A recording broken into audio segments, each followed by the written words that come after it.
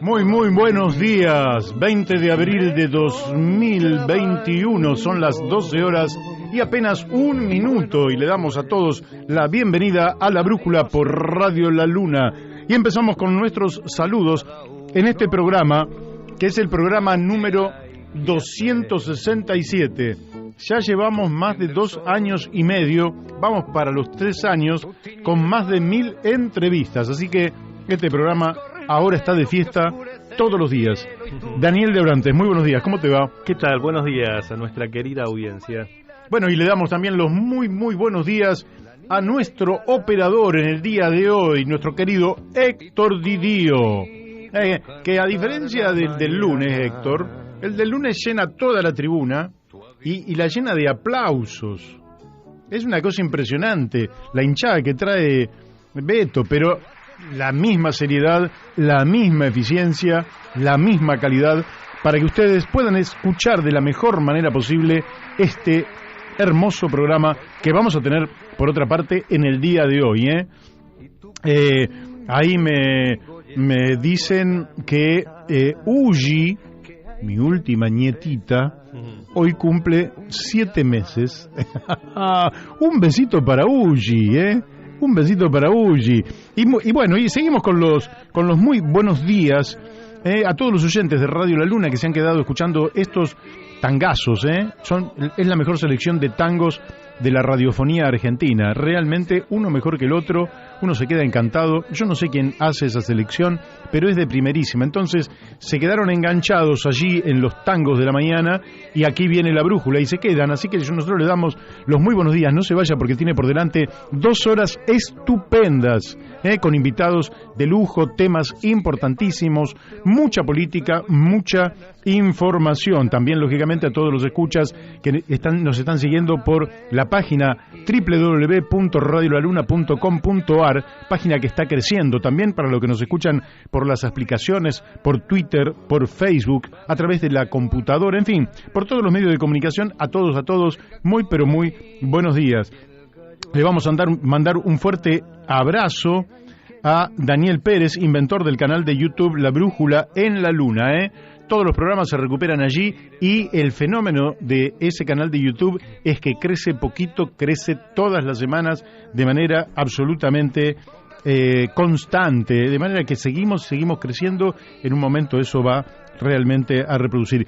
¿Cómo le llama nuestro amigo Miguel Pascuale a esa reunión de exitosos y excelentes programas? Le llama parloteca. ¿Qué dice él? Que en esa parloteca investigadores, estudiantes pueden ir y encontrarse con una enorme cantidad de información, de la misma manera que uno puede ir a una biblioteca y encontrar también información realmente sumamente importante. Allí está, o sea, súmese, vaya y suscríbase a La Brújula en la Luna. Bueno, muy buenos días entonces a Miguel Pascuale, que es el que también está tratando de que esto se multiplique por todos lados a través de una incubadora del nuevo multimedio con propósitos sociales en función del bienestar general. Le damos los muy buenos días también a Florencia Videberry, que es la realizadora de nuestros flyers, que son los multiplicadores justamente para que mucha gente se entere que hoy tiene aquí el programa con el cual poder pasar este mediodía, un hermoso mediodía de abril. Realmente abril es el mes que más canciones ha reunido, no sé, por lo menos en la lengua castellana, sin ningún tipo de dudas, desde el tango hasta Silvio Rodríguez, pasando por todo lo que usted quiera, por los boleros, por la música pop, por donde quiera, de manera que estamos en un mes bellísimo y nos ha tocado este 2021, en el marco de la pandemia, ya lo sé, pero un mes realmente hermosísimo.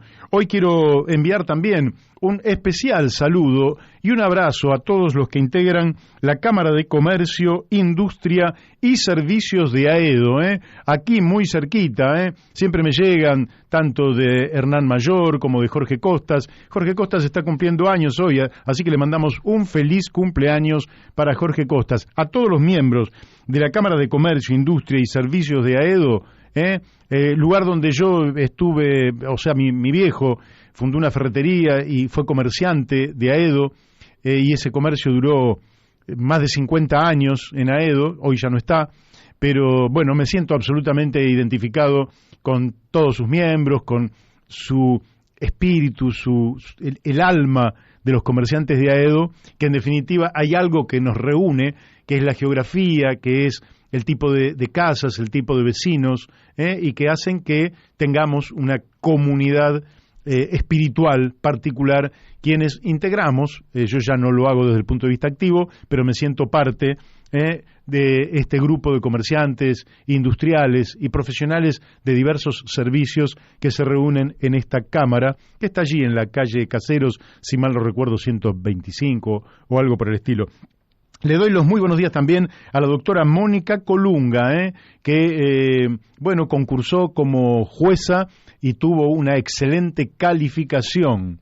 Después, en todo caso, en otro programa vamos a tratar de comunicarnos con ella, pero la doctora Mónica Colunga es la que hace posible que este programa se escuche a través de Radio Fénix, FM 92.1 MHz, allí en Corrientes Capital y también algunas zonas del Chaco.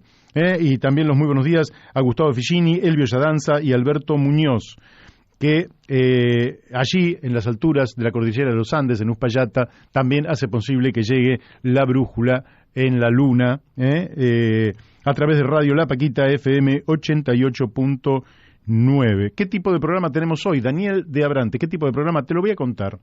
Te voy a contar que hoy tenemos realmente un programa extraordinario. ¿Por qué? Entre otras cosas, porque en este programa 267, que se hace este 20 de abril, quiero comentarte que este 20 de abril se cumplen 56 años del paso a la inmortalidad del primer diputado socialista de América, Alfredo Palacios. Mirá, qué fecha.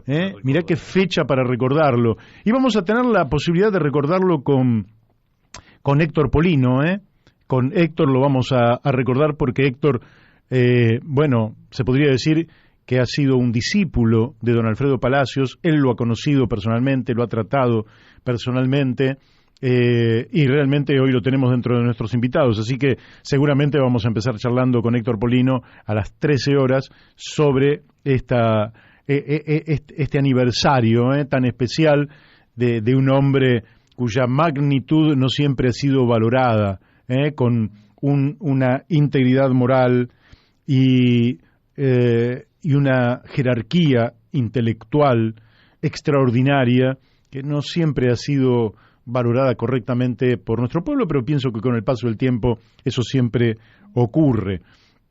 Luego vamos a preguntarle también a nuestro primer invitado, que va a ser Fabián Rogel.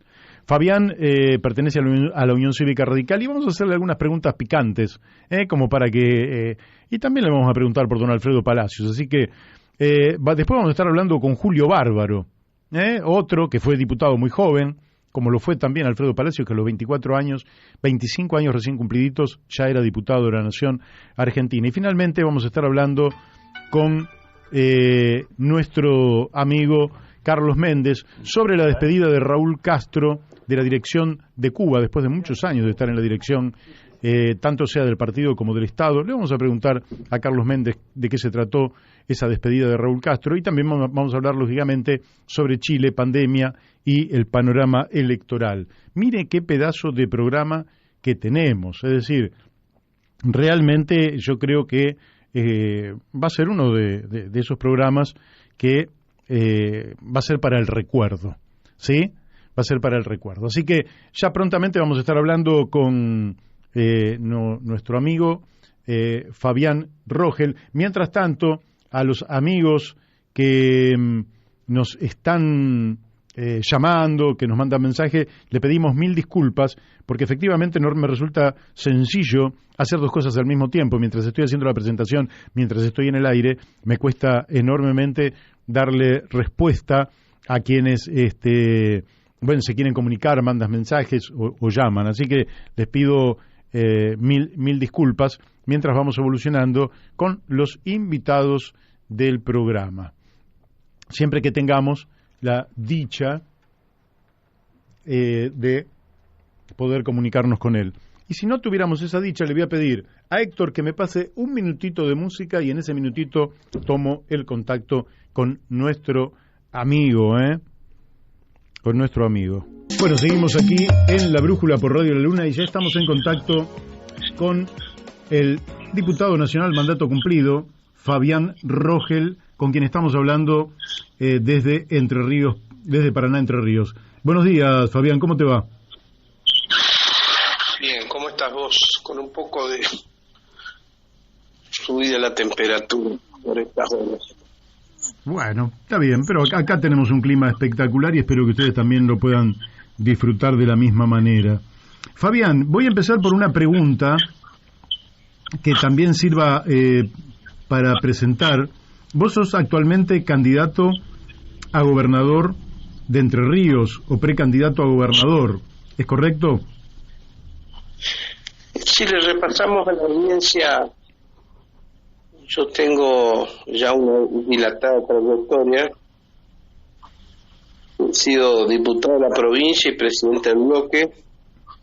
He sido convencional constituyente y presidente del bloque que redactó la Constitución de la provincia de Entre Ríos. He sido diputado nacional y vicepresidente del bloque de diputados nacionales de Entre Ríos, además de haber ocupado innumerables cargos en la función pública y en la vida partidaria. Yo vengo sosteniendo hace un tiempo, por eso hice un comunicado en el día de la fecha diciendo todos contra todos, el día de ayer mejor, donde a mí, yo soy heredero, al igual que vos, de las viejas tradiciones de cómo la política en la República Argentina, aún con disidencias profundas, tenía un nivel y un vuelo que hacía que no todo estaba para hacer politiquería barata, ni todo estaba en un enfrentamiento casi cotidiano. Y creo que eso ocurre porque, entre otras cosas, la Unión Cívica Radical ha desaparecido de la escena política. O agarrás cualquier diario y te pones con una virome y le pones al costado: esta información es del PRO, esta es del otro sector del PRO, esta es del peronismo, esta es del otro sector del peronismo, esta es del otro sector del peronismo. Por allí hay alguna pequeña información de la izquierda progresista, pero del radicalismo no vas a advertir casi muy poca información. Y en política lo peor que te puede pasar es no existir. Así es. Creo, para hacerla muy corta, el radicalismo tiene dos problemas estructurales que lo viene arrastrando ya desde la alianza, pero que son centrales y que pueden llegar a agudizarse. El primer problema del radicalismo es que tiene falta de identidad. ¿Qué quiere decir esto? No hay claridad entre lo que somos, lo que éramos y lo que deberíamos ser. ¿En qué se refleja esa falta de identidad, que es el primer problema? El presidente de la Nación manda un DNU diciendo: señores legisladores, como estamos en pandemia, la gente está mal y todos estamos con problemas, con distintas, durante hasta diciembre, por 4 meses, vamos a suspender el aumento de lo que debería ser la internet, lo que debería ser la telefonía móvil, porque la gente está aislada, estamos todos pobres, todos tenemos problemas y la gente necesita comunicarse. Entonces hay que suspender hasta diciembre el aumento de la telefonía móvil y la internet. Bueno, correcto. Que la Unión Cívica Radical, a través de sus diputados y senadores, haya votado en contra de eso es una declinación espantosa, es otro radicalismo. Votar en contra de lo que le favorecen al pueblo es una señal. Lo otro, para no hacerlo muy largo, fue lo de Vicentín, digamos, salir a las calles con autos, bocinas y bandera nacional diciendo que el presidente de la Nación quería estatizar Vicentín y que ese era el modelo de la Cámpara y del gobierno y se quería quedar con los bienes y la estatización de todos los bienes personales. Era una mentira. Lo que estaban haciendo era salir a defender a Vicentín, que le había dado plata no al radicalismo sino al señor Macri para su campaña electoral. Y eso se llama contrabando. En Estados Unidos, no estamos hablando de la China marxista ni nada de eso, agarrar la producción primaria del norte de Santa Fe, sacarla, todos los granos, sacarlos por el río Paraná, llevarlo hasta Paraguay, donde se puede vender de cualquier manera todo y sin registro. Y las ganancias, ponerlas en cuenta offshore, eso se llama en el capitalismo contrabandista. Entonces esos dos modelos de radicales defendiendo eso, o votando en contra de que no se aumente la telefonía móvil y el internet por 4 meses, indica que hay un extravío muy importante donde el primer problema del radicalismo está claro que tiene una gran crisis, que es identidad. ¿Qué somos? ¿Qué representamos? ¿Qué intereses representamos? ¿Y qué venimos a hacer? Y el segundo problema, y aquí termino, es la falta de vocación de poder. ¿Me permitís detenerme un minuto en la anterior descripción?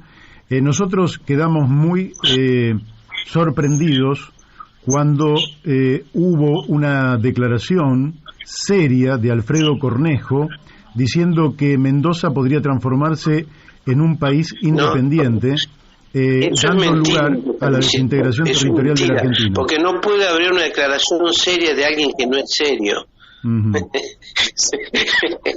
Se entiende el juego. Está bien, pero era el presidente de la UCR. No, sí, bueno, pero a ver, el hábito no hace al monje, ¿eh? Él sigue siendo intendente de un pueblo que un día con otros intendentes lo convencieron a Cobos que él tenía que apostar a la transversalidad, y ellos fueron los que lo llevaron a la sociedad con Néstor Kirchner. Entonces un día dicen una cosa, están para el otro lado, el otro día, digo, plantear esas cosas hoy, separatista, la verdad que yo no sé, muchas veces pienso, querido Masitelli, que estamos en una de las grandes crisis de la representación política a todo nivel, ¿no? Porque el otro problema, y aquí sigo, tiene que ver con la vocación de poder. Lo primero que dijimos es falta identidad, no se sabe qué somos, qué queremos y qué representamos. Y segundo, la vocación de poder, porque un partido que por segunda vez no llevó candidato a presidente de la nación, es más, la segunda vez hasta le pusieron un peronista que había presidido el bloque de senadores de Néstor Kirchner y de Cristina, de vice. Bueno, ya fue una afrenta, ya fue una descalificación. Y todavía ahora escucho graciosamente que este muchacho encargado de las cloacas y de algunas cuestiones mundanas de la capital federal, intendente de la capital federal con el dote de jefe de gobierno, quiera ser candidato a presidente, y que haya radicales que estén pensando en Rodríguez Larreta, sería un tercer periodo que el radicalismo nos lleva a candidato a presidente. Por lo tanto, creo que hay que hacer las cosas distintas. Y en Entre Ríos, por supuesto, yo voy a ser candidato a gobernador, porque yo no puedo proclamar ni describir los problemas del radicalismo que hacen a los problemas del discurso político argentino y no aportar con una actitud.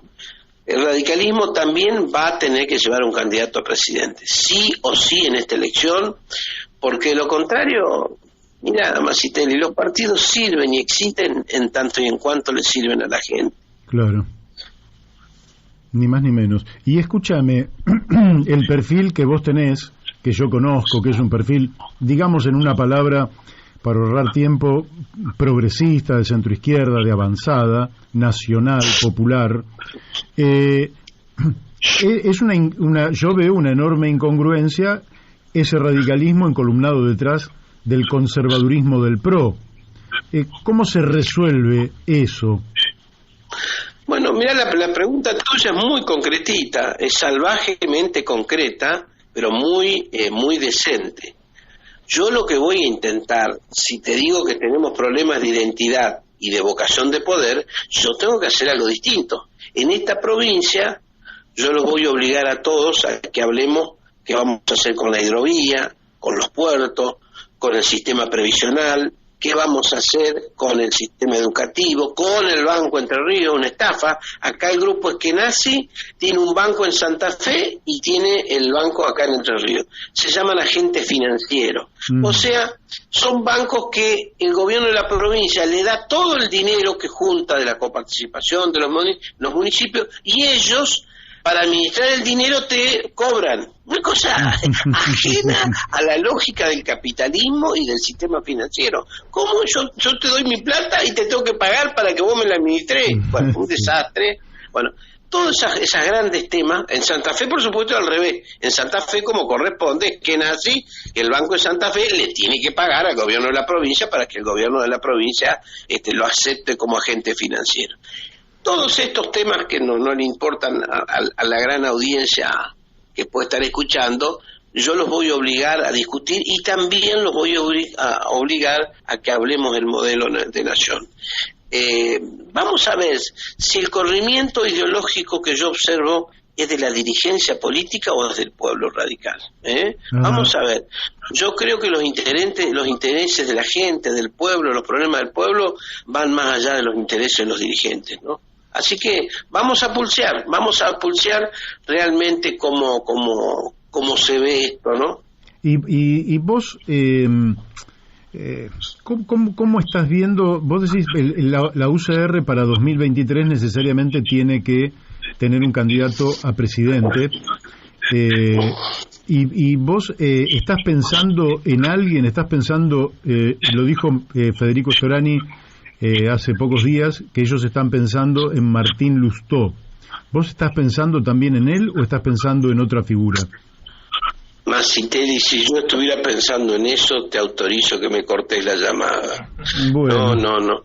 Mi problema, después de todos los cargos que he ocupado y de estos 40 años al del servicio de la construcción, donde he fundado organismos de derechos humanos, donde me he relacionado con sectores de centro-izquierda que van desde Manuel Gallero, Nino Solana, hasta Rubén Dri y Luis Farinello.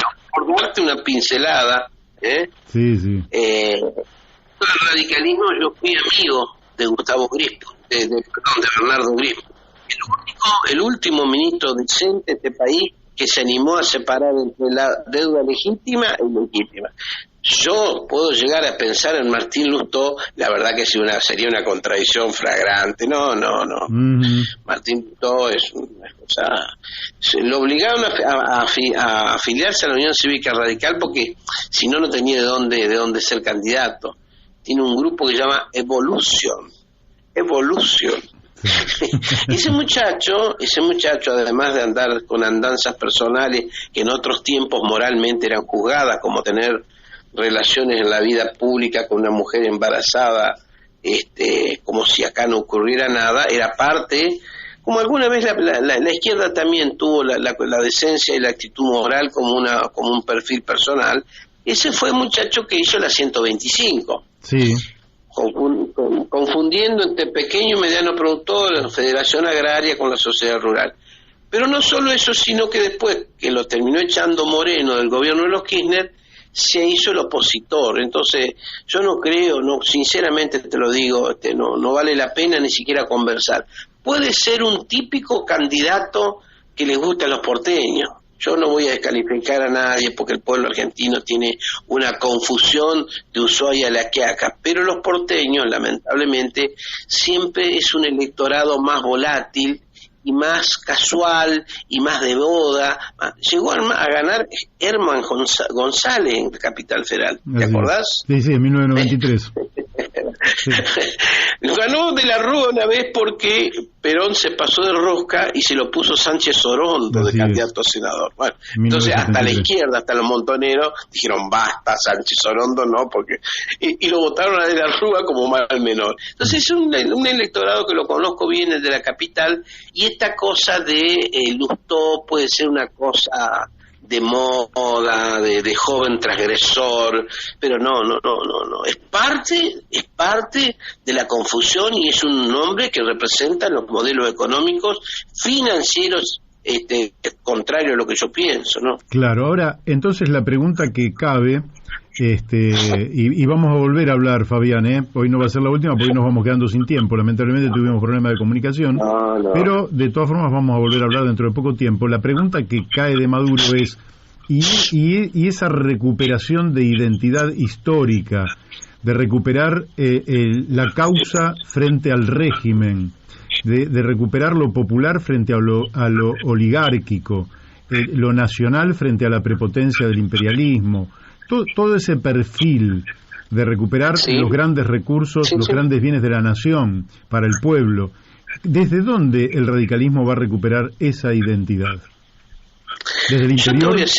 Te voy a decir una cosa que te la dije hoy. Los partidos sirven y existen en tanto y en cuanto le sirven a la gente. Yo me hice radical por estas cosas. Podía darte durante 5 minutos decir qué significaba ser radical. Una cosa te voy a decir. Cuando yo llegué al partido en el 81, casi sobre el final de Malvinas, había una cantidad de cosas que no se discutían. Por ejemplo, se sabía quién era el señor Mañeto, casi digo una barbaridad. Se sabía quién era Clarín. No había duda de eso.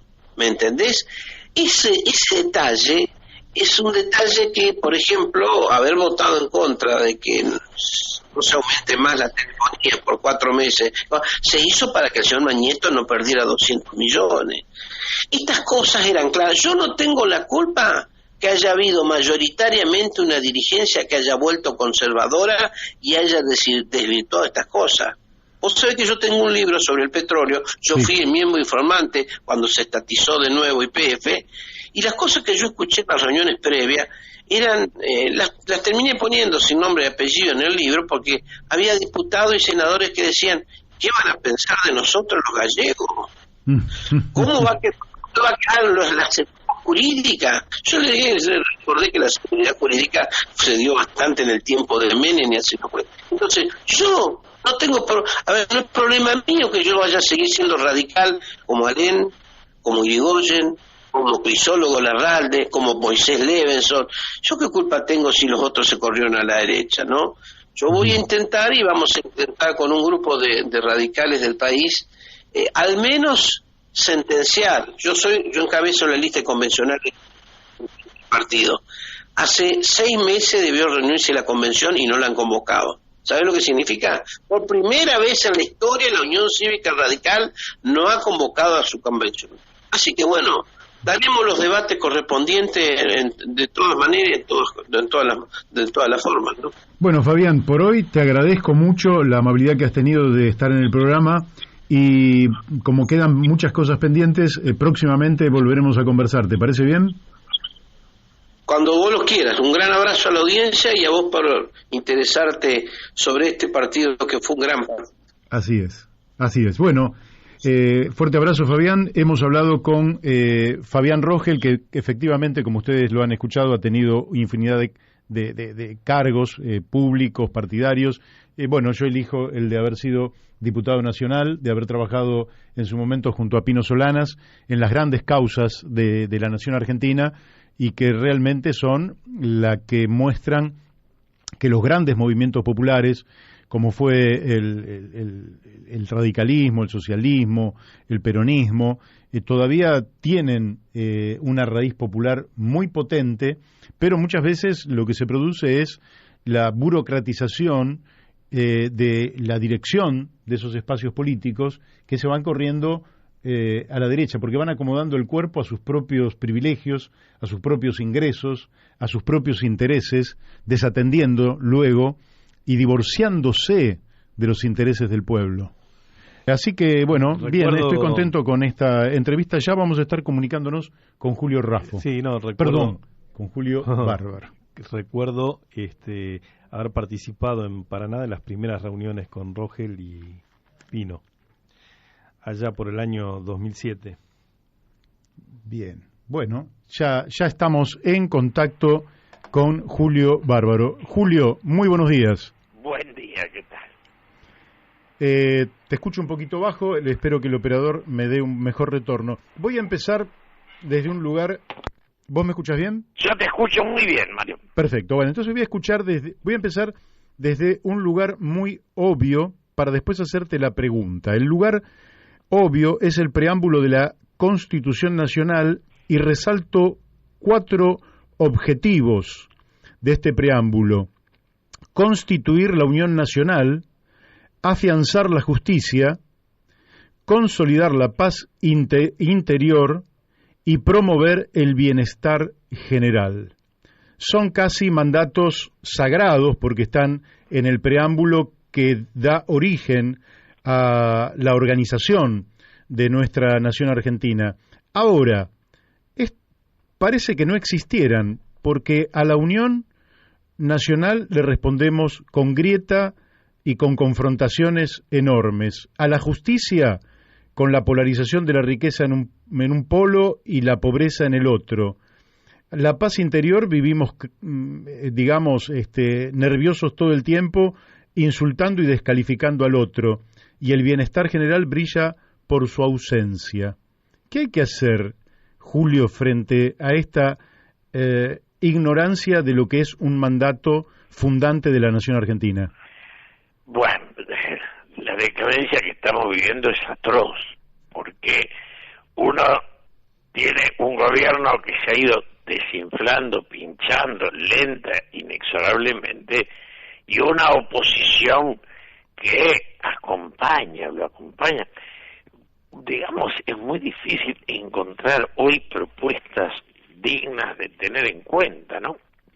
Y vos me preguntás lo que la gente en la calle te para si te conoce y te dice, ¿tenemos salida? Y a esa pregunta uno hace silencio, Mario, porque no sabemos. Hoy vamos a pelear, vos, yo y muchos, para tener salida. Ahora, en las huestes de Cristina y en las de Macri, no está esa salida, no está ese respeto a los principios que acabas de enumerar. Claro. Yo estoy sorprendido por algo que tiene que ver con la pandemia. Si vos sos del grupo A, los chicos tienen que ir a la escuela. Si sos del grupo B, los chicos no tienen que ir a la escuela. Y deben tener hijos de un lado solo. Pero estamos todos locos. ¿Cómo puede ser que una sociedad funcione con esta lógica donde la confrontación me lleva a negar, pongámonos de acuerdo por lo menos en los principios científicos? ¿No te parece que es irracional? Es tan irracional que, dada la orden, se construyen los argumentos que lo defienden. Entonces, el gobierno dijo, no hay clase, y los oficialistas inventaron toda una concepción teórica de eso.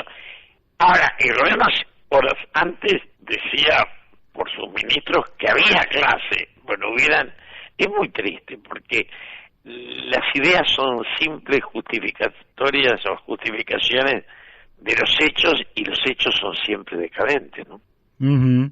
Vos has escrito una nota que mencionás 45 años de decadencia, y me parece que es muy interesante marcar 45 años a diferencia de 70 años, como han querido instalar determinados personajes, cuando en realidad es falso, porque 70 años nos remiten al año 50, digamos, y del 50 hasta el año 75, Argentina creció económicamente, hubo ciertos niveles de justicia social, por muchos años el peronismo fue proscripto, pero finalmente volvió en el año 73, vos fuiste diputado de aquella vuelta del peronismo al poder en la Argentina, así que ahí no está la fuente de la decadencia, son 45 años de decadencia, y los liberales omiten a Martínez de Oz, omiten a Alemán, omiten a Cavallo, omiten a López Murphy, omiten todo lo que han hecho.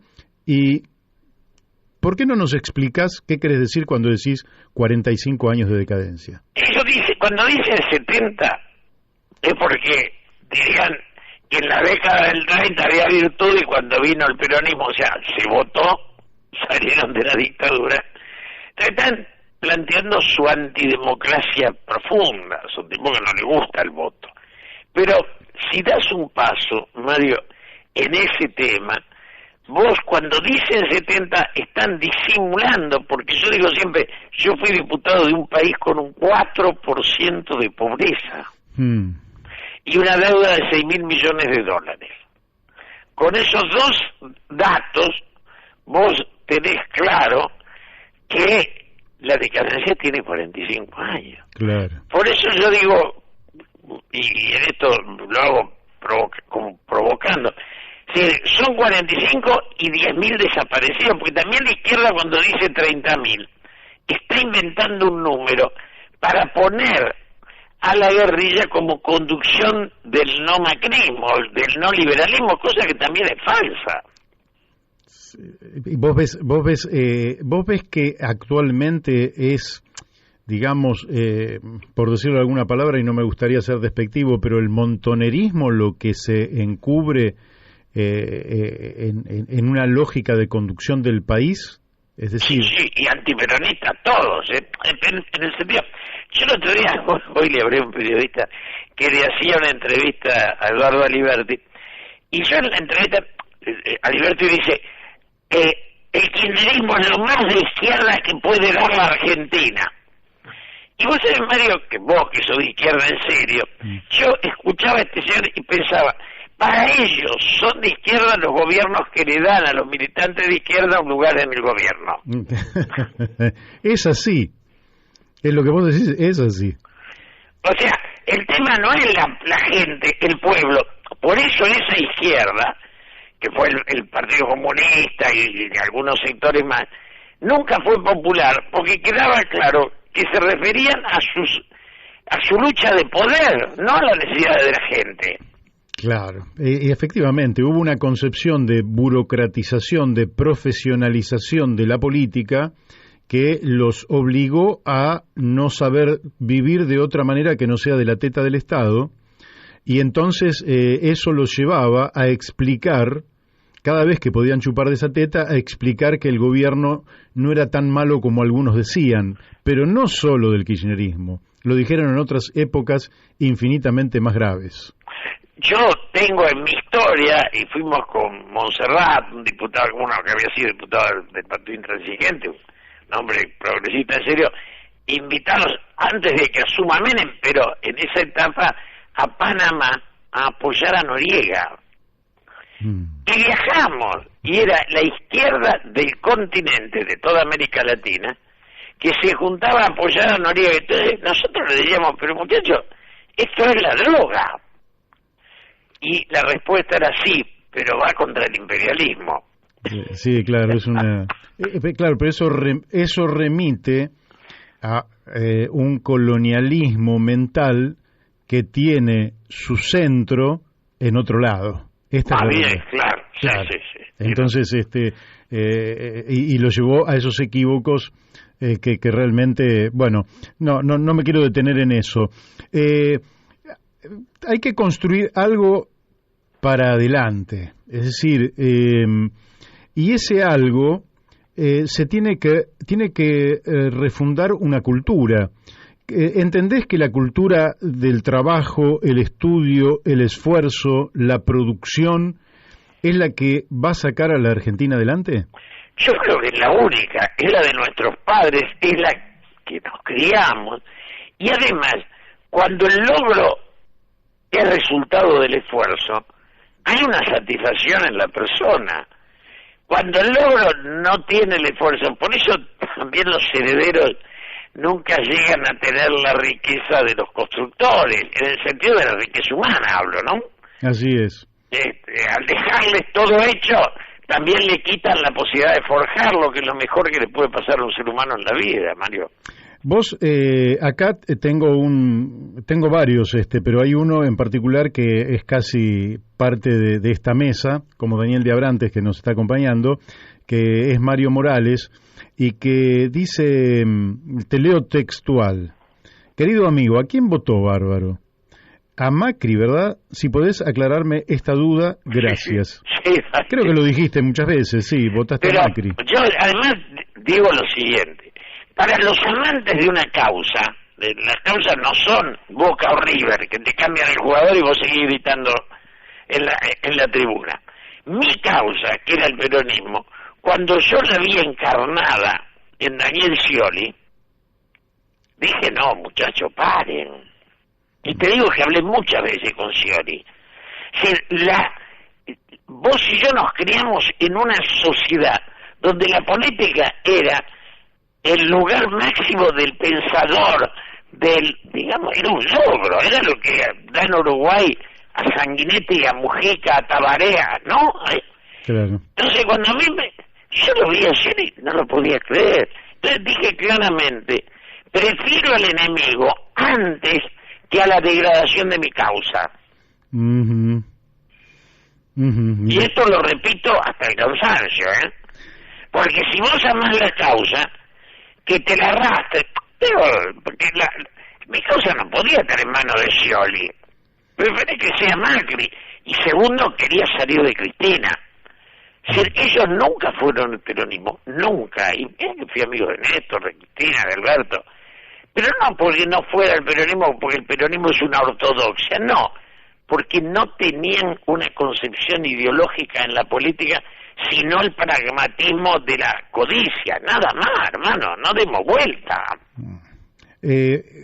Julio, te voy a hacer un recordatorio que probablemente no tengas la menor idea, pero me gustaría que me hicieras una referencia, porque en gran medida yo me incorporé hace 50 años a la política, por la simpatía, era muy pibe, lógicamente, por la simpatía que me generaba aquel personaje, que para ese entonces, para mí era un personaje legendario, a quien no conocí, pero hoy se cumplen 56 años de la muerte de Alfredo Palacios.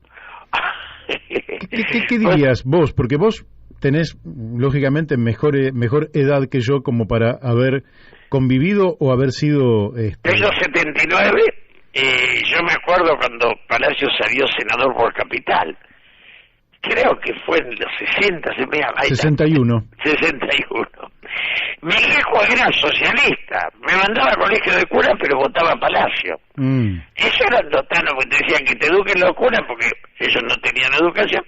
Pero, ahora, ese Alfredo Palacio era un hombre, realmente la expresión de una Argentina con inmigración y sueños de crecimiento cultural, humano, no solo económico. Yo te diría que en nuestra infancia la economía no era el nervio de las relaciones, porque no era lo que dividía.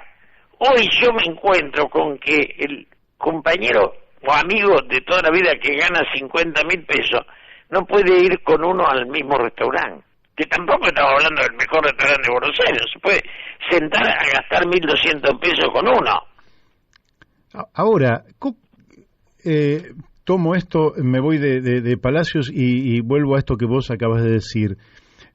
45 años de fracaso implica, por lo menos en el área económico-social, digamos, porque también es cierto que recuperamos la democracia, en fin, algunos elementos positivos, algunas luces hay a lo largo de 45 años, pero hay un fracaso. ¿Cómo se explica que hayamos llegado a este 50% de pobreza, a este 63% de niños y adolescentes? O sea, el futuro es pobre de la Argentina. Mira, es muy simple. La Argentina no generó ninguna riqueza nueva, sino que se robaron la que era de todos. Porque entre todos habíamos hecho la luz, el gas, los teléfonos, los aeropuertos, el juego, todo era de todo, las rutas. Entonces vinieron primero Martínez de Oz, genera la deuda. O sea, digamos, habían quedado 6.000 millones de Isabel de dólares de deuda. Martínez de Oz deja 48.000, sin nada hecho, nada más que robar, que es el sueño de los herederos, llevársela. Y después viene Alfonsín, que trata de confrontar con los grupos económicos, va a perder, pero va a pelear. Y después viene el Turco Menem, que le regala a los grupos económicos el poder. Por eso Carlos Coras le decía antes de ayer a Romina Mangel, acá el pacto de la Moncloa fue el pacto de Olivo. Estamos locos. El pacto de Olivo le permitió a España dar un salto de crecimiento económico y social monstruoso, y el pacto de la Moncloa y el de Olivos a los argentinos a caernos en lo más profundo de los agujeros, ¿o no? Claramente. Ahora, para adelante, vos ves qué acción fundante para salir de este estancamiento pensás que se puede hacer, si es que se puede hacer, o si se te ocurre, o si la estás viendo. Yo creo que el Estado tiene primero que convocar a la unidad nacional y luego un proyecto de limitación de la concentración económica. Nada más, porque hoy prohíben la exportación de carne. Lo que tienen que prohibir es que los bancos se roben la plata de la gente. Somos un país donde vos depositas en el banco, vivís del banco, pero el banco no te presta. Porque el banco es el dueño del kiosco, del supermercado. O sea, las concentraciones. Vos y yo vivimos en un país con gran distribución hasta que vinieron y se quedaron con todo.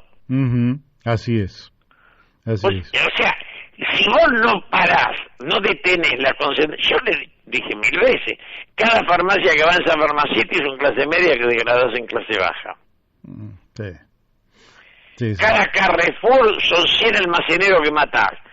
¿Y qué país del mundo permitió que la ganancia de la gaseosa sea extranjerizada? Padre, muchacho. No se puede tener tal grado de colonialismo en la mente. Es decir, que lo que necesita Argentina es un plan consensuado, democrático, para recuperar soberanía y justicia social. Unidad nacional y patriotismo. Eso da justicia social. Excelente. Bueno, Julio, te agradezco muchísimo tu participación. Te mando un abrazo. Chau. Bueno, hemos hablado con Julio Bárbaro. Vos sabés que Julio es polémico. Sí, claro. Es polémico. Y ha tomado a lo largo de su vida posiciones que son efectivamente polémicas. A mí me llegan cosas, además de la de Mario, pero a mí me parece que el tema, más allá de que efectivamente es muy difícil que alguien no haya cometido un error o una visión, no haya tenido una visión particular, me parece que lo que aporta fundamentalmente es la voluntad política de decir, bueno, hay que unirse para 2 o 3 puntos importantes. Pero además vos fíjate que en estos últimos días distintos perfiles de invitados, ¿no?, han coincidido en un punto, ¿no? La Argentina es un país sometido al saqueo, y está quebrada la unidad nacional porque es la manera de poder saquear este país. Así es, porque no se podría hacer la unidad nacional con la bandera del saqueo. Y no se podría seguir saqueando con un país unido. Muy bueno, Daniel, muy bueno. Bueno, vamos a la tanda de la radio y después seguimos con Héctor Polino. Bueno, seguimos aquí en La Brújula por Radio La Luna y ya estamos en contacto con Héctor Polino, diputado nacional. Bueno, antes lo presentaba como presidente de Consumidores Libres, pero no es, pero es el mayor referente de Consumidores Libres. Héctor, muy buenos días, ¿cómo estás?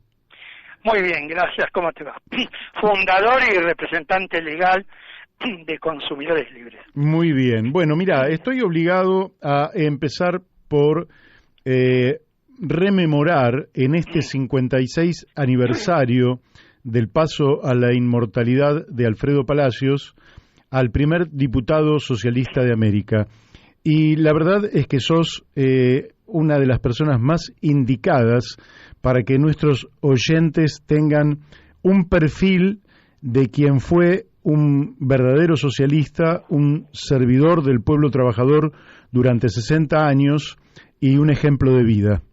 Así que me gustaría que este 20 de abril vos nos hagas un perfil de Alfredo Palacios. Bueno, yo tuve el privilegio, la suerte de conocer a Alfredo Palacios a los 26 años de edad. Tuve el privilegio de formar parte del Comité Ejecutivo Nacional del Partido Socialista, donde entre otros dirigentes estaba el doctor Alfredo Palacios, Alicia Moró de Justo, Carlos Sánchez Viamonte, Ramón Muniz, etcétera. Y tuve el privilegio de ocupar la tribuna en infinidad de oportunidades con Alfredo Palacios, de visitar su domicilio, de discutir con él, porque no siempre coincidíamos con sus posiciones. Yo recuerdo cuando era secretario general de la Juventud Socialista Argentina y Alfredo Palacios era embajador del gobierno entonces en Uruguay, que era el gobierno militar, y fui en nombre de la Juventud Socialista a reclamarle que tenía que dejar ese cargo en representación de la República Argentina, que los jóvenes socialistas no veíamos con buenos ojos ese cargo.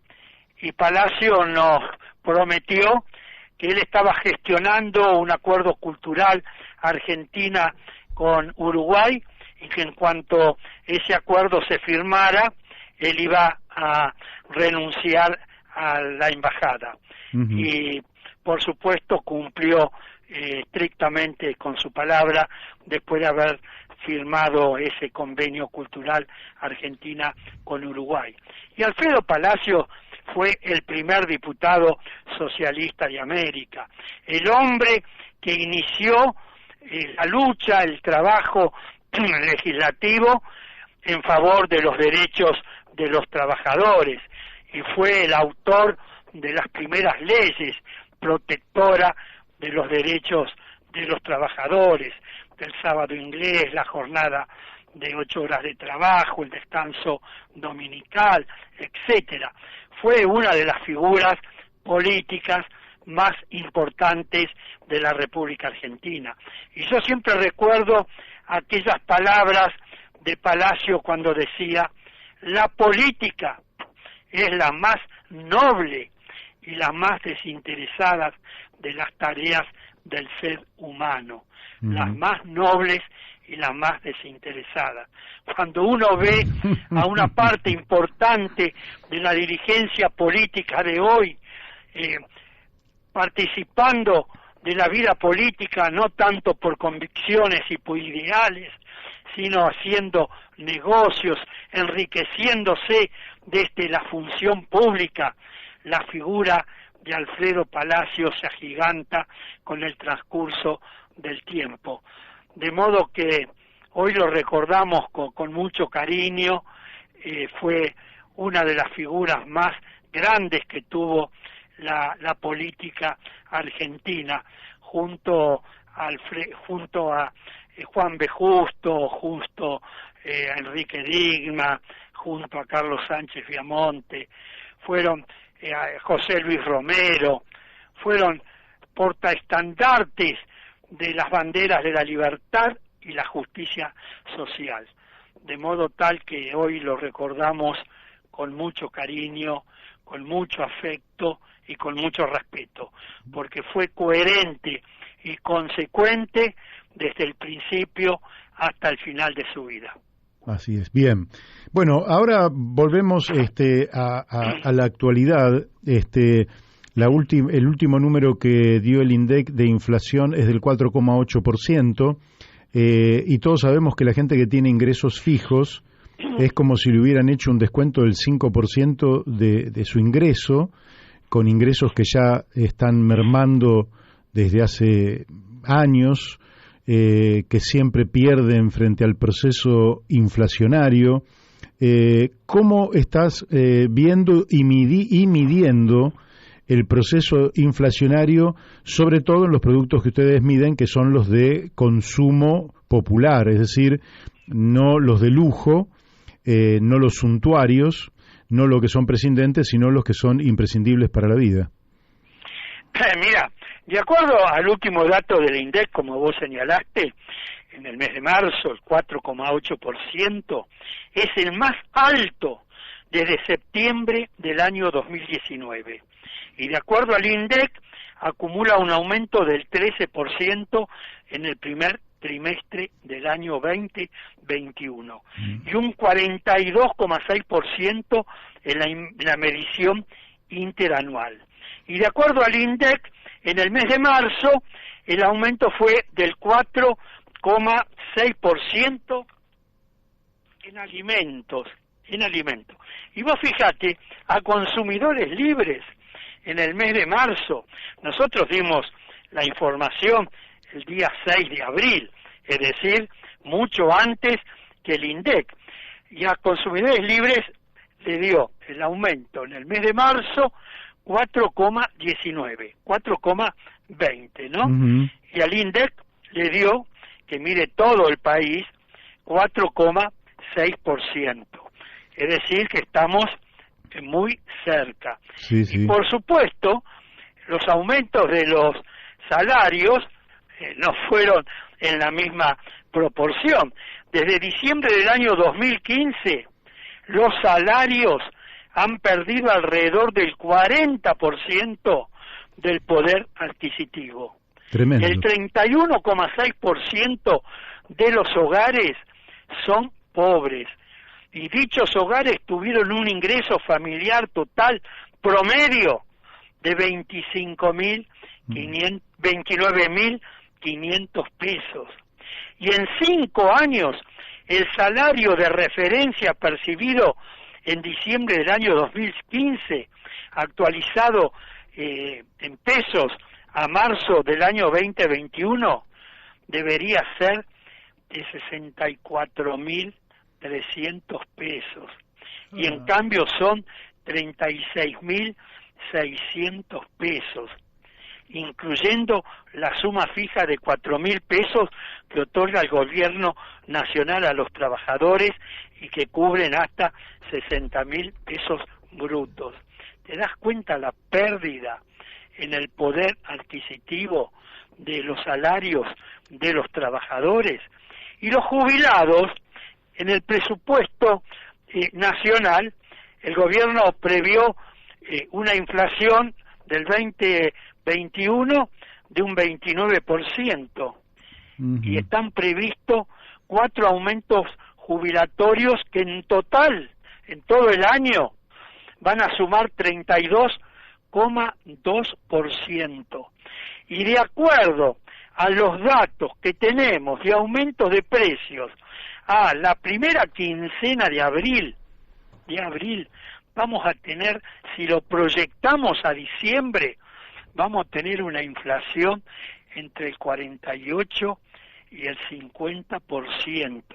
Claro. Y los haberes, los 4 haberes previstos a los jubilados es del 32,2%. Nuevamente, la clase pasiva va a perder en el año 2021 casi un 20% en el poder adquisitivo de sus ingresos.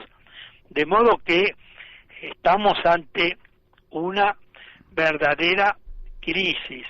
Y en nuestro país, a mi juicio, esta es la verdadera grieta, que es el hambre entre los que pueden comer y los que no pueden comer, entre los que viven en el lujo y la abundancia y los que viven en la pobreza extrema. Esa es hoy la verdadera grieta. Ahora, nosotros en la Argentina, Héctor, hay toda una cantinela en torno a una sociedad capitalista. Ahora, el capitalismo tuvo sus mejores 30 años después de la Segunda Guerra Mundial, donde al aumento de los salarios se correspondía un aumento en la productividad, y esto fue generando una evolución favorable para el conjunto de la comunidad en un marco que no dejaba de ser injusto, pero en última instancia el crecimiento del consumo, la inversión, la productividad, el desarrollo tecnológico permitían que la sociedad en su conjunto viviera mejor. Eso se verificó no solo en Europa, sino en otras latitudes. En la Argentina nosotros vamos a contramarcha de la historia, porque si nosotros terminamos con el mercado interno, desincentivamos la inversión, cae la producción, cae la demanda laboral y realmente vamos al hundimiento de la Argentina. Efectivamente. Mira, yo tengo acá los datos de la inflación en el mundo en el año 2020, el año pasado. Vos fijate la diferencia que existe entre los distintos países del mundo con la República Argentina. Japón, no solo que no tuvo inflación, tuvo una inflación negativa, que los economistas denominan estanflación. No solo que no hubieron aumentos de precios, sino que los precios bajaron. Japón, menos 1,2% todo el año 2020. Irlanda, menos 1%.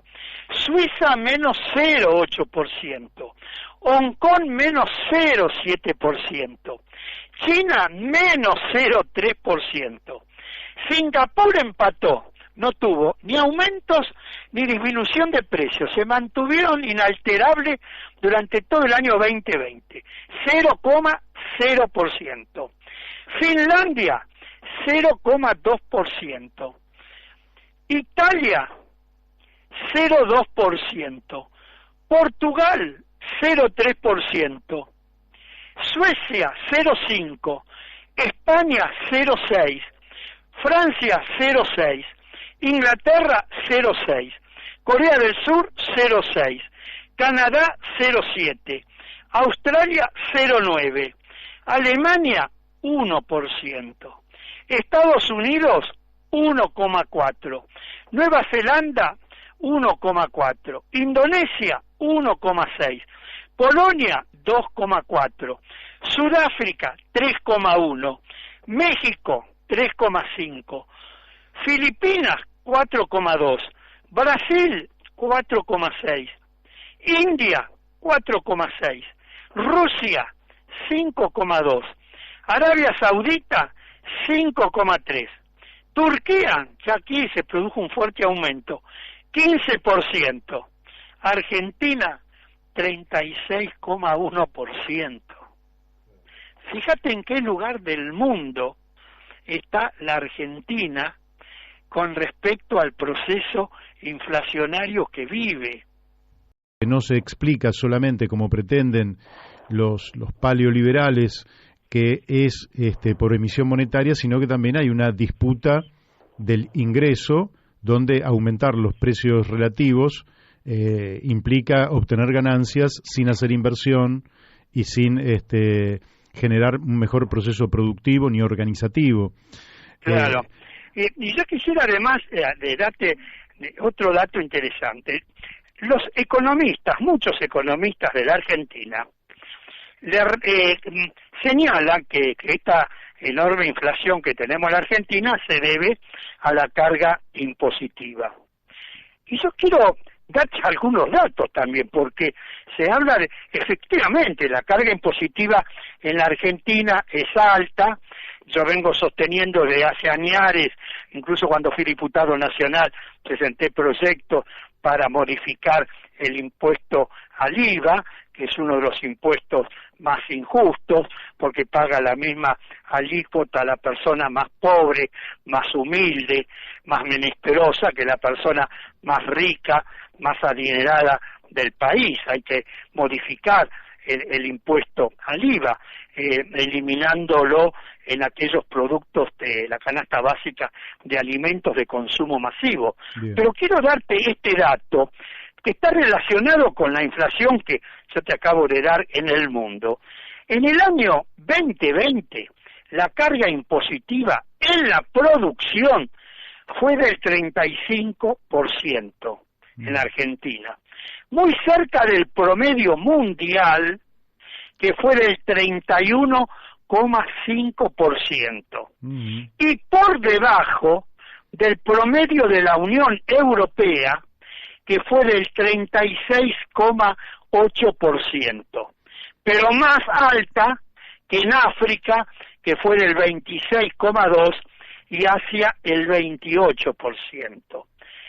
Yo quiero señalar que la carga impositiva, que es un tema aparte, que tenemos que discutirlo en particular, que hay que modificar buena parte del mismo, como te señalé antes, el IVA, pero no es la responsable la carga impositiva del proceso inflacionario que tenemos en la Argentina, porque de acuerdo a estos datos hay países del mundo que tienen una carga impositiva en la producción superior a la Argentina, y sin embargo tienen una inflación negativa, o tienen una inflación del 0,2, 0,6, 1%. Y a eso hay que agregarle, en la Argentina, la alta evasión y elusión impositiva existente. Claro. Hay una enorme evasión impositiva, no desde ahora, desde hace muchos años. Y la elusión impositiva, que también es altísima, es de aquellos que están en la actividad comercial, pero que eluden el pago de los impuestos, que no figuran como personas que tienen que tributar cargas impositivas. De modo que señalo esto para decirte, ¿tenemos que discutir la carga impositiva en la Argentina? Sí. Uh-huh. ¿Es en muchos aspectos injusta? Sin duda. Pero no le carguemos el tema de la carga impositiva a las altas tasas de inflación que tenemos. Las altas tasas de inflación se deben a las remarcaciones permanentes que llevan a cabo los grandes grupos económicos que en la República Argentina incluso son en su inmensa mayoría de capital extranjero y que en sus países de origen, las tasas centrales en sus países de origen tienen tasas de rentabilidad anual del 2, el 3, el 5%. Y en la República Argentina tienen tasas de ganancia del 25, del 40, del 50%.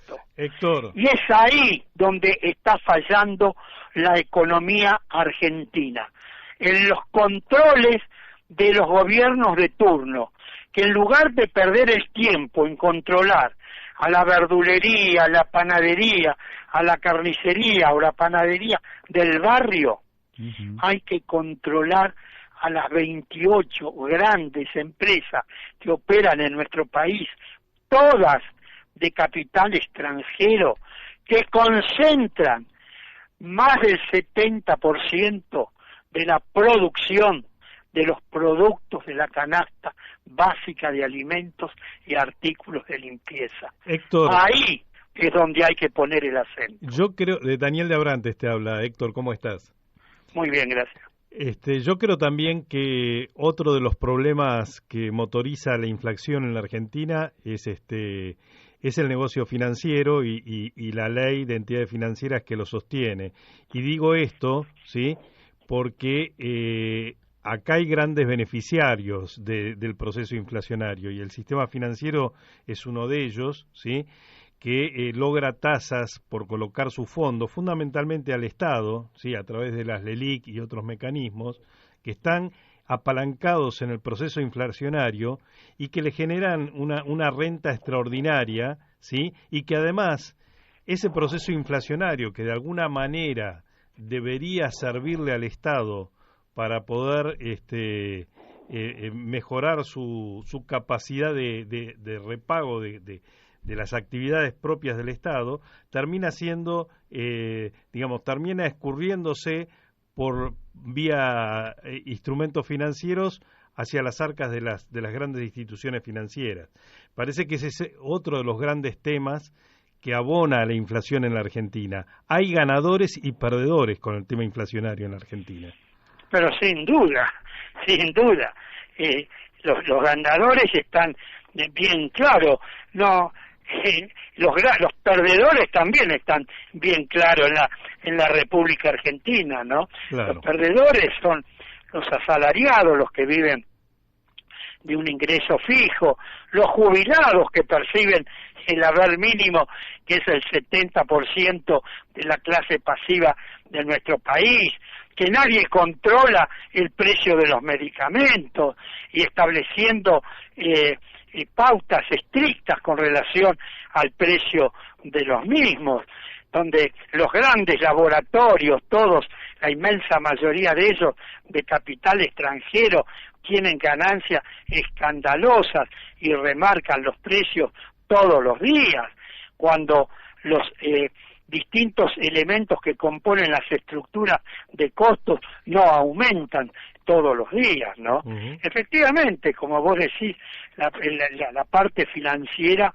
también ocupa un rol muy importante. Sí, la semana pasada nos enteramos a través de Héctor Giuliano que los bancos cuando hacen el arqueo de caja todos los días y cierran el banco, por ese arqueo de caja, el Banco Central, hasta el día siguiente, por las horas que pasan entre el cierre y hasta la apertura del banco el día siguiente, le paga intereses.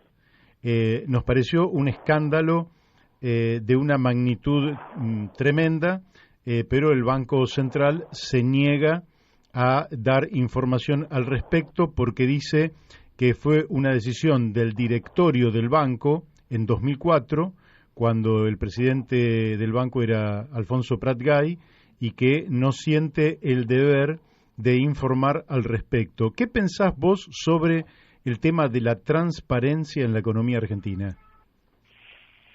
Y que es de lo más oscura posible. No hay transparencia en la economía argentina, en las estructuras de costos de las empresas. Vos fijate, el gobierno tomó, a través de la Secretaría de Comercio Interior, una resolución que tiende a transparentar la producción, ¿no? La capacidad, lo que realmente producen las empresas en el año, pidiéndole información mensualmente sobre la cantidad de productos fabricados, ¿no? Para saber cuando que hay desabastecimiento en los últimos tiempos de determinados productos que están en el programa de precios máximos, y como las empresas presionaban para sacarlos del programa, entonces no enviaban a las góndolas de los supermercados aceites, harinas, azúcar, y entonces se producían faltantes. Y producían ese producto, le quitaban, vos fijate, productos los que le quitaban 1 gramo de menos del producto que estaba en el programa de precios máximos, y lo aumentaban un 40%, le quitaban 1 gramo del producto que estaba en el programa. ¿Te das cuenta a qué límites llegan? Y entonces cuando el gobierno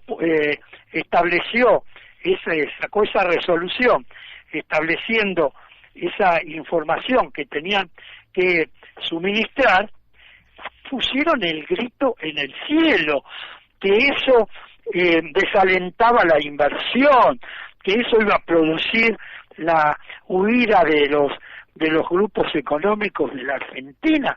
Y yo me preguntaba cuando leía esa reacción de los representantes de los grandes grupos económicos, si todo lo que hacen la información que brindan es todo tan transparente, ¿cuál es el problema en suministrarle esa información a la Secretaría de Comercio Interior? ¿Cuál es el problema? Evidentemente quieren ocultar información. Por eso salieron con los tapones de punta a poner el grito en el cielo, que eso iba a desalentar la inversión, que se iban a ir de la Argentina las grandes empresas. Eso es indicador de las ganancias escandalosas que tienen en Argentina y cómo operan en nuestro país, haciendo y deshaciendo a su antojo y burlándose de todas las normas legales y todas las disposiciones que se toman. Ese es el problema fundamental de la Argentina. Por eso estamos en el nivel que estamos en el mundo con respecto al índice inflacionario que tenemos. Se remarca por las dudas. Se ha dolarizado prácticamente toda la economía argentina. En todo caso, la variación del tipo de cambio tendría que incidir en aquellos productos que son importados o en aquellos productos de fabricación o producción nacional que tienen algún componente importado, y en la medida que ese componente importado incide en la estructura de costos, pero no luego en el precio del 100% del producto como si lo estuviéramos trayendo del exterior. Ese es el problema de la Argentina. ¿Por qué tenemos que pagar el bife de lomo o el asado en la Argentina como si estuviéramos en los Estados Unidos de Norteamérica, en China o en Alemania? ¿Por qué se ha dolarizado el valor de la carne vacuna del mercado interno? Porque el 50% de la carne que producimos en la Argentina la exportamos. Y luego quieren colocar el 50% restante que se consume en la Argentina a los valores internacionales, como si el consumidor argentino cobrara sus salarios en dólares. Sí, claro. Sea un trabajador en relación de dependencia o en jubilado. ¿Cómo no se toma una medida para desacoplar los precios del mercado interno de los precios internacionales? Sí, claro. Es evidente. Ahora, vos estableces aumentás la retención y te incendian el país. Sí, claro. Ese es el problema. Vos anunciás o sugerís que va a haber un aumento de las retenciones y te cortan automáticamente las rutas. Estamos en un momento difícil. Te cambio de tema por un minuto ya, que sería mi última pregunta. El domingo, la Argentina está de más que describamos, está en un agudo problema político porque los dos conglomerados conformados, que son hegemónicos, se suceden en la administración de la cosa pública sin solucionar el problema. De manera que, evidentemente, por allí no aparece la solución. El domingo pasado, este domingo, o sea, hace horas nomás, hubo internas en el Partido Socialista y, hubo un resultado donde por primera vez va a ser presidido el Partido Socialista por una mujer, la ex intendenta de Rosario, Mónica Fein, en una alianza interna que tenía como integrantes también a Miguel Lifchit y Antonio Bonfatti. Entendemos que en segundo lugar quedó Eduardo Di Polina y en tercer lugar Roy Cortina. ¿Qué lectura haces de esa interna y qué expectativa tenés respecto a ese resultado del día domingo en torno a la posibilidad de que el Partido Socialista tenga un protagonismo en la construcción de algo distinto en la Argentina? Bueno, en primer lugar, una aclaración. Yo desde hace ya muchas décadas vengo siendo miembro de la conducción nacional del Partido Socialista.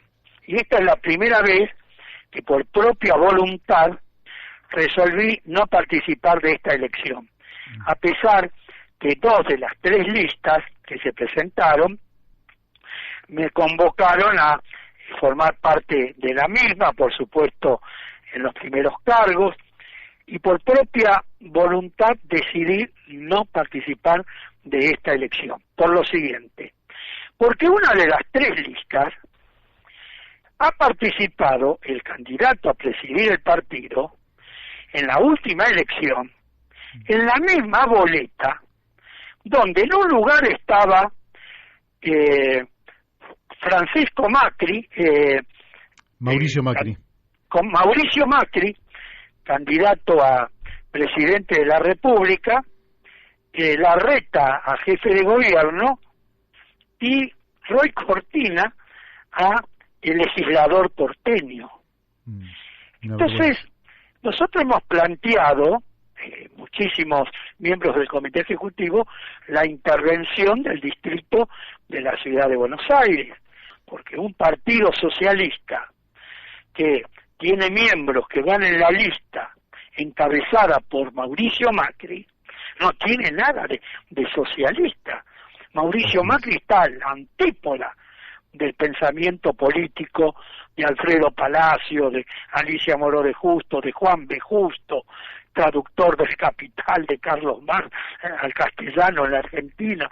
Bueno, entonces yo planteé que el partido no podía admitir una situación de esa naturaleza.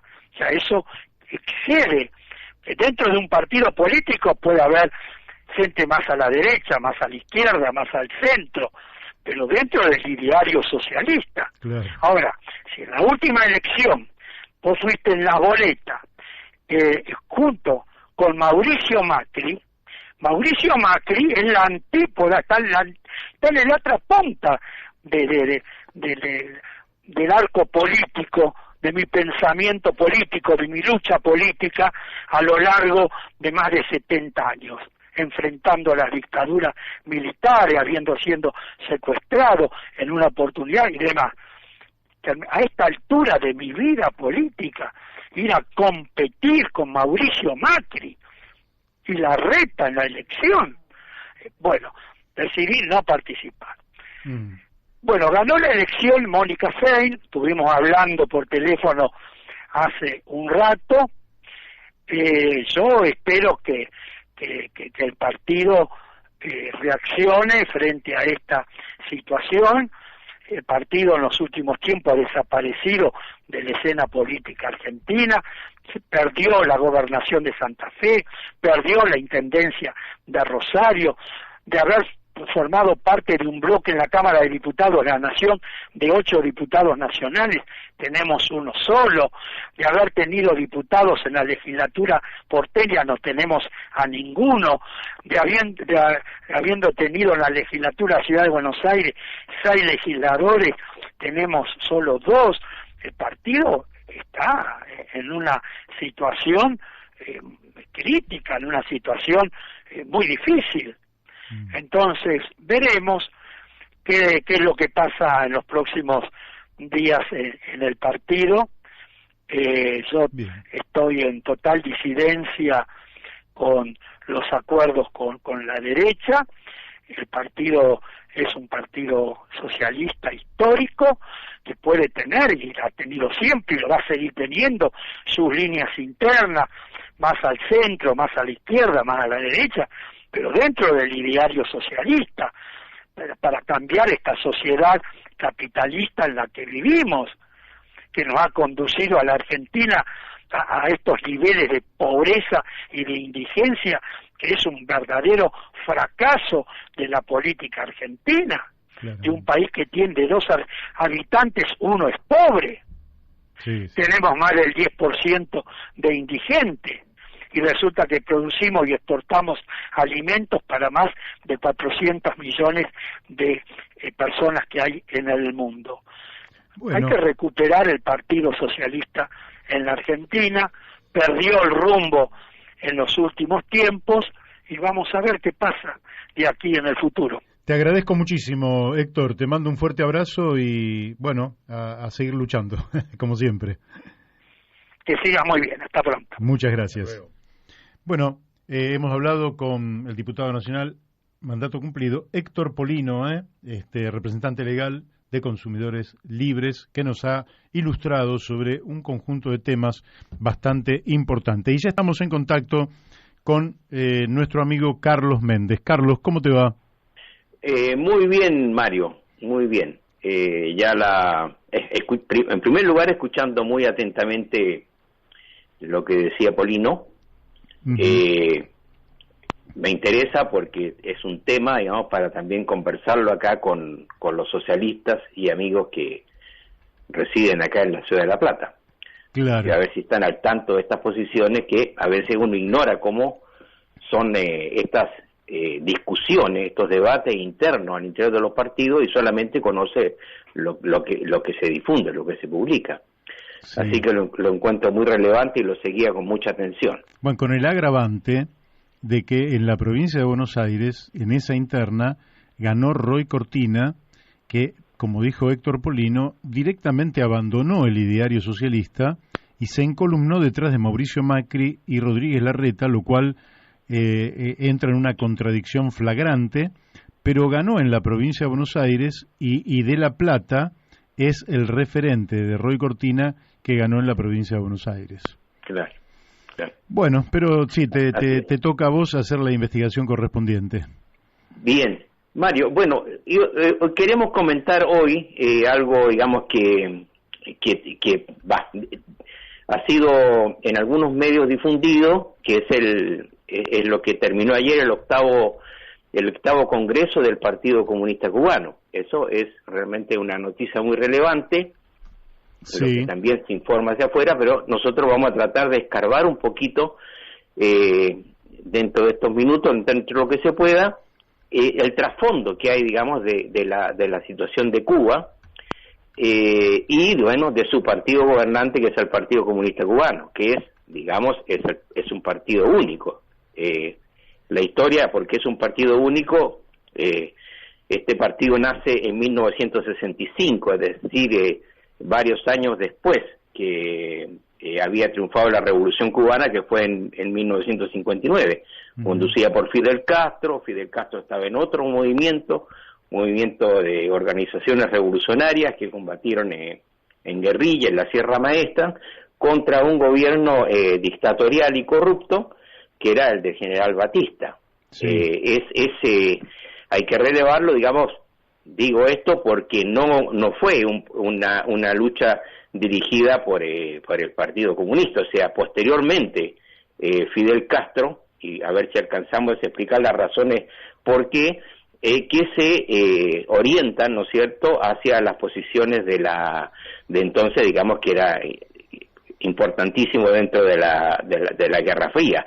Pero yo recuerdo, en el año 59, Mario, a un niño, yo recuerdo haber visto en la revista Life, en español, que se difundía con mucha importancia, mucho interés desde Estados Unidos, como una lucha democrática, como una lucha, no se le daban las características revolucionarias, pero sí de haber derrotado una dictadura corrupta por estos jóvenes barbudos de verde oliva, que eran, digamos, los del 26 de julio, conducidos por los hermanos Castro, Ernesto Che Guevara y Camilo Cienfuegos. Entonces, tenía una recepción positiva la Revolución Cubana de entonces, en aquellos años y a comienzos de los 60, y fue apoyada también por sectores progresistas, en la guerrilla, desde Estados Unidos. Digamos, también agreguemos que eso se ha visto en algunas películas, que Cuba era un salón de juegos de los sectores empresarios medios de los Estados Unidos. Entonces, era una situación, qué sé yo, tal vez equivalente ahora, qué sé yo, como que aquellos latinoamericanos con plata, ¿no es cierto?, que viajan a Miami a tenerse unos días de diversión. En este caso, mucho más próximo eran los norteamericanos, los yanquis, que viajaban a Cuba para divertirse los fines de semana. Todo en este clima de corrupciones que triunfa la Revolución Cubana, y hay, digamos, un hecho que también se conmemoró en estos días, la invasión de Bahía Cochino, que fue un movimiento contrarrevolucionario en 1961, organizado y financiado por la CIA, con, digamos, sectores batistas cubanos que ingresaron a Cuba, y por lo cual, digamos, el movimiento 26 de julio, ya en el poder, con Fidel Castro a la cabeza, combatieron a estas y salieron triunfantes de esta invasión organizada desde Estados Unidos, con financiamiento y con apoyo militar y logístico.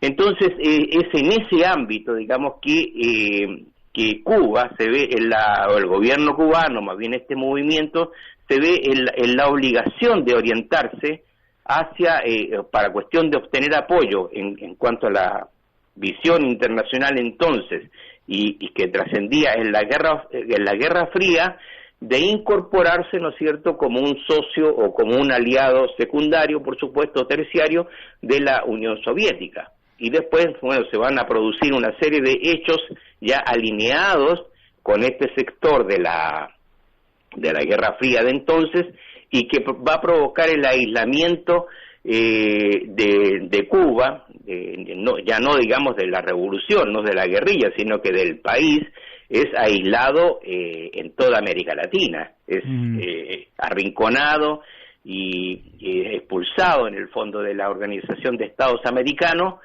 y prácticamente en forma unánime, y es que se producen todas estas este aislamiento y bloqueo económico internacional que Estados Unidos ha venido haciendo desde entonces a este país, a esta nación. Ahora, lógicamente que la revolución se hace en un contexto histórico, como bien decís vos, determinado. Ha habido, me parece, bueno, es imposible que hagamos en un programa de radio digamos, los errores que se han cometido. Estados Unidos siempre vio, cuando Estados Unidos se expande, digamos, hacia la zona de México, a quien le sacan más de 1 millón de kilómetros cuadrados a México, y Cuba era también una pretensión de los Estados Unidos, cuando ayuda a Cuba a liberarse de España, allá por fines del siglo XIX, y después en 1903 le impone la enmienda Platt, que viene a ser una suerte de capacidad de los Estados Unidos de intervenir Cuba cuando lo creyera conveniente, y aparecía con una suerte de Estado libre asociado a los Estados Unidos, tal cual Puerto Rico. Claro. Y frente a eso se inició, mucho antes de Fidel Castro, una lucha por la independencia de Cuba, y me parece que ahí hay un conflicto también, no solo geopolítico, sino también de alta conflictividad subjetiva. Para Estados Unidos era perder una parte de un territorio que pretendían que formara parte del propio, y lógicamente cuando pretenden recuperarlo con la invasión de Bahía de los Cochinos, el resultado fue que se radicalizó la revolución y eligió el otro lado del mundo, ¿no? En un tiempo histórico donde se creía que el mundo iba al socialismo. ¿Qué tiempo? Claro. Pero ahora pasó todo ese mundo, no existe más ese mundo. No existe, claro, pero Cuba está aún, digamos, con todo el tiempo que ha pasado, sigue con la secuela de dicha situación, o sea, sigue cobrando o pagando, no sé, su aislamiento y el bloqueo económico internacional y en particular de Estados Unidos. Ahora bien, en este proceso, digamos, este asunto del partido único, un partido, digamos, que se organizó, digamos, en base al 26 de julio y al Partido Socialista Popular, y que se orientó a lo que recién estábamos relatando. Pero también por su origen militar, este partido, además de ser único, tiene un mando centralizado, y también con Fidel Castro tuvo mando personalista y un culto a la personalidad. Con todo ello, lo que esto derivara y que deriva, digamos, para la construcción de la democracia, ¿no es cierto?, en dicho país. Pero además no tenemos que olvidar que también analizando los hechos del año 61, Cuba fue aislado, digamos, por los países latinoamericanos. Los países que formaban parte de la Organización de Estados Americanos cometieron muy poca solidaridad, o algún bloque, digamos, que posteriormente se han ido creando, como UNASUR u otros sectores, digamos, que han tenido una cierta, podemos decir, una relativa autonomía o independencia de Estados Unidos. Recordemos también para digamos, cómo era la situación en aquellos años, y que aún se sigue manteniendo así, de que Latinoamérica, de acuerdo al pacto de Potsdam y de Yalta, pertenecía al sector que habían delimitado o habían arreglado las grandes potencias, y que nosotros como continente estábamos dentro de la esfera de Estados Unidos. Esa era una situación, y que aún, digamos, hay que tener presente y se notan en las situaciones de hoy día en América Latina, en los diferentes países sudamericanos, en la relativa autodeterminación que tenemos como nación. Y esa es una situación que todavía, en forma más patética, es lo que está cobrando Cuba. Bueno. Así es, pero permíteme que te voy a decir algo que viví yo, y que tiene que ver con algo que mencionaste anteriormente, que es el culto a la personalidad. Nosotros viajamos en 1978, julio-agosto de 1978, se hizo el 11 Festival Mundial de las Juventudes en Cuba. Y bueno, yo viajé a aquel festival por, lógicamente, el Partido Socialista al que pertenezco. Y nosotros íbamos con bastante escepticismo, porque un año antes algunos compañeros habían estado en Alemania Oriental y habían venido horrorizados de lo que era Alemania Oriental. Pero eso es otro capítulo. Entonces nosotros fuimos con cierto escepticismo. Ahora, nosotros con total libertad estuvimos hablando con el pueblo. Yo mismo estuve haciéndolo por las calles sin que nadie me controlara, y había adoración por Fidel Castro. Y Fidel Castro cerró en la Plaza de la Revolución, con cerca de 500.000 personas reunidas, el Festival Mundial de las Juventudes, donde había casi tantos países como había en Naciones Unidas representados allí. Cierra Fidel Castro. Y te digo, nunca había visto algo equivalente, donde un líder hablaba con ese pueblo como si estuviéramos hablando nosotros dos ahora, en un vínculo dialéctico y emotivo que es difícil de explicar si uno no está en el lugar y en ese momento observándolo.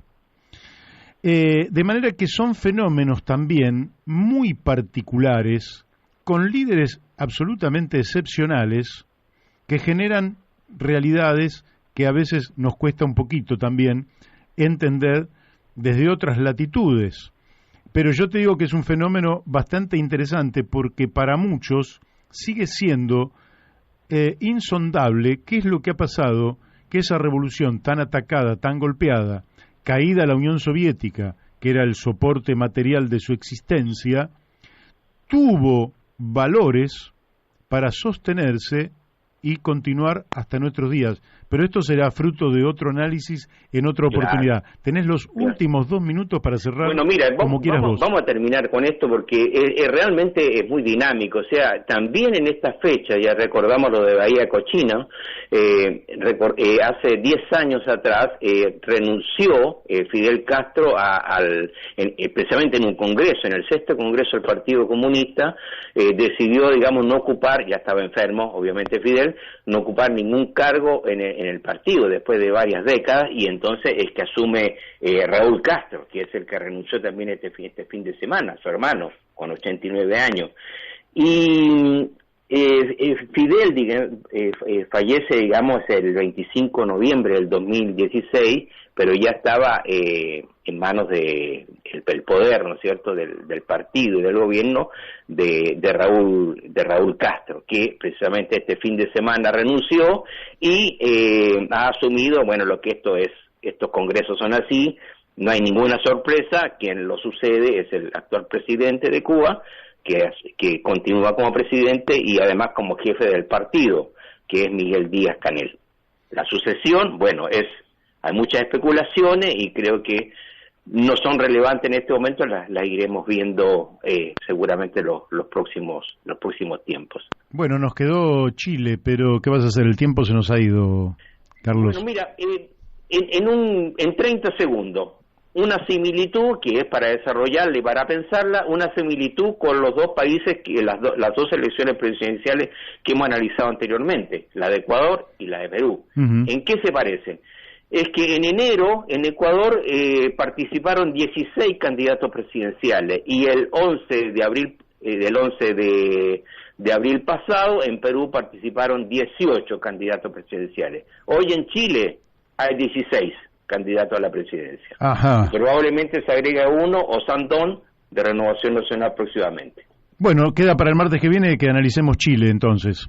Muy bien, Mario. Bueno, fuerte abrazo, Carlos. Una cosita, Carlos Daniel. Sí. Escúchame, el otro día vi una película interesante, que no sé si la viste, pero vale la pena, sobre el proceso del no del plebiscito, ¿no? En Chile. Muy interesante con el actor mexicano.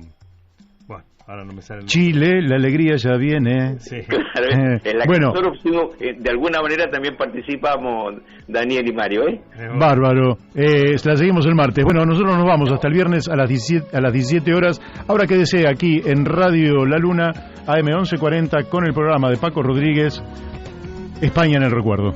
Chau, hasta el viernes.